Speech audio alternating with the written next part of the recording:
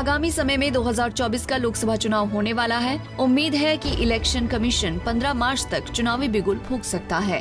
ऐसे में तमाम राजनीतिक पार्टियां लोकसभा के रण को फतेह करने के लिए जोर शोर से तैयारियों में जुट गई हैं। इसी क्रम में कुछ दिन पहले आम आदमी पार्टी ने अपना चुनावी कैंपेन लॉन्च किया और नारा दिया, संसद में भी केजरीवाल तो दिल्ली होगी और खुशहाल। आज मैं अकेला लड़ रहा हूं इन लोगों से, एलजी से अकेला लड़ रहा हूं, बीजेपी वालों से अकेला लड़ रहा हूं, इन 7 सांसदों से अकेला लड़ रहा हूं, केंद्र सरकार से अकेला लड़ रहा हूं। आप मेरे को बेटा मानते हो, आपने मेरे को बेटा बोला है। अगर आपने मेरे को बेटा बोला है तो अपने बेटे को अकेला तो नहीं छोड़ोगे इस तरह। आज मैं आप लोगों से निवेदन कर रहा हूं, अपील कर रहा हूं कि अपने बेटे को मजबूत करो। आपने मेरे को 70 में से एक बार 67 सीट दी, मेरे को मजबूत किया। दूसरी बात, 70 में से 62 सीट दी, मेरे हाथ मजबूत किए। जैसे आपने विधानसभा में मेरे हाथ मजबूत किए, अब संसद में मेरे हाथ मजबूत कर दो। संसद में मेरे को 7 एमपी दे दो, जो इंडिया गठबंधन के हैं 7 एमपी दे दो। ये 7 एमपी मेरे 7 बड़े बड़े हाथ बन के काम करेंगे। जब आम आदमी पार्टी ने अपना चुनावी कैंपेन लॉन्च किया, उस वक्त भगवंत मान भी यहाँ शामिल रहे। भगवंत मान ने बीजेपी पर जमकर हमला बोला। जो केंद्र सरकार है वो दिल्ली के साथ जो व्यवहार कर रही है वो मैं आपके सामने बताना चाहता हूं। अरविंद केजरीवाल जी जब भी कोई अच्छा काम करते हैं उसी वक्त इमीडिएटली उस पर रोक लगा दी जाती है। मोहल्ला क्लिनिक की दवाइयां रोक ली, मोहल्ला क्लिनिक की बिजली काट दी, घर घर राशन की स्कीम बंद कर दी, स्कूल जो बन रहे थे वो सारे रोक दिए। अरविंद केजरीवाल को अकेले लड़ना पड़ रहा है, बार बार बात बात पर सुप्रीम कोर्ट जा रहे हैं। सुप्रीम कोर्ट भी 5-0 का डिसीजन देती है। 5-0 का बेंच जो था, 5 जजों का 5-0 का डिसीजन आता है कि सर्विसेज जो हैं सरकार की हैं, उसको भी ऑर्डिनेंस ला के रोक दिया।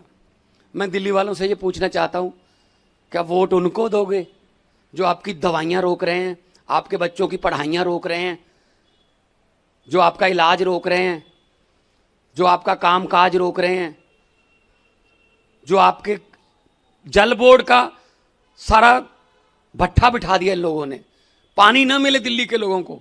अब बताइए मुझे, शिक्षा, स्वास्थ्य, पानी, बिजली, ये तो फंडामेंटल राइट्स है ना, संविधान में लिखे हुए हैं ना कि मिलने चाहिए हर एक को, वो भी रोक रहे हैं। क्या दिल्ली के लोगों को किसी और देश का समझते हैं ये?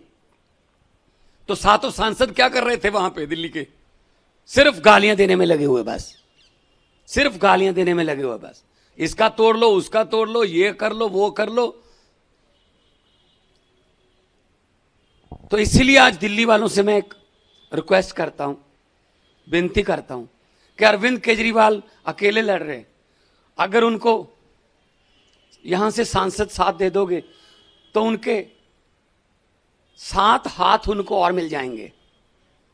पंजाब से 13-0 हो रहा है, 13 पंजाब से आ रहे हैं, कुरुक्षेत्र से आ रहे हैं, असम में लड़ रहे हैं, हम गुजरात में लड़ रहे हैं, 10 हमारे पहले राज्यसभा के हैं।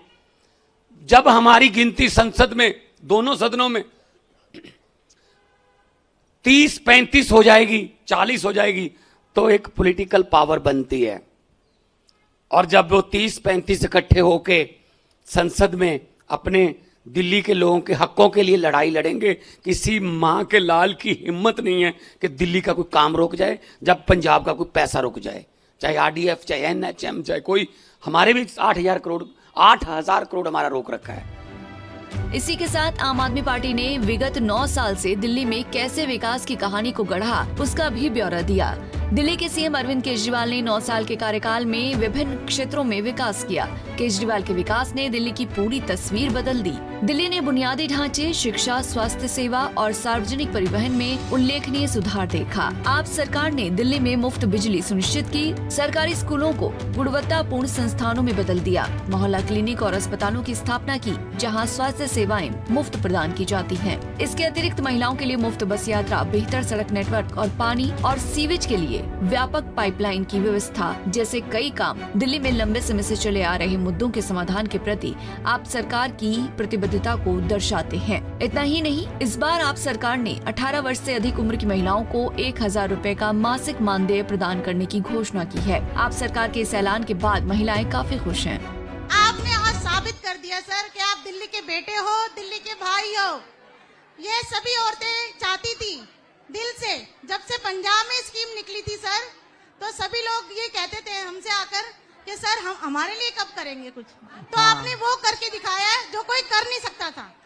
दिल्ली की सारी बहनें, हम सब आपको अपने दिल की गहराइयों से आज दुआएं देते हैं। जो आपने अपनी इन बहनों का इतना ख्याल रखा, आपने बस, पानी, बिजली ये सब करके तो परिवार को राहत दी ही थी, लेकिन आज जो आपने उसके पर्स में 1000 रुपए की सौगात डालने का काम किया है, उसके लिए वो आपका दिल से हार्दिक अभिनंदन करती है। गौरतलब है कि केजरीवाल सरकार ने न सिर्फ लोगों को ठोस लाभ पहुंचाया है, बल्कि उनके महत्वपूर्ण वित्तीय संसाधनों को भी बचाया है, जो समावेशी विकास और कुशल संसाधन प्रबंधन के उनके दृष्टिकोण को दर्शाता है। सीएम केजरीवाल की लड़ाई बीजेपी के नेतृत्व वाली केंद्र सरकार और एलजी के खिलाफ लगातार चल रही है, क्योंकि एलजी दिल्ली की प्रगति और आप सरकार के प्रयासों को विफल करते आ रहे हैं। केजरीवाल के विकास मॉडल को देखकर उनके मंत्रियों पर झूठे मामले दर्ज किए गए, कुछ को जेल भी भेजा गया। इसलिए अरविंद केजरीवाल ने दिल्ली के अधिकारियों की वकालत करने में उनके हाथ मजबूत करने के लिए संसद के लिए इंडिया गठबंधन के उम्मीदवारों को चुनने के महत्व पर प्रकाश डाला, क्योंकि अभी वो दिल्ली के लिए अकेले लड़ रहे हैं। अगर दिल्ली के लोग दिल्ली में इंडिया गठबंधन के उम्मीदवारों को चुनकर लाते हैं, तो वो सांसद अरविंद केजरीवाल की दिल्ली के लिए लड़ी जा रही लड़ाई में साथ देंगे। सीएम केजरीवाल ने दिल्ली वासियों से इंडिया गठबंधन और केजरीवाल के पक्ष में मतदान करने की अपील की और दिल्ली के लोगों की प्रभावी ढंग से सेवा करने के लिए उनके निरंतर सशक्तिकरण को सुनिश्चित करने की जिम्मेदारी पर जोर दिया। Bureau report, Punjab Kesari TV.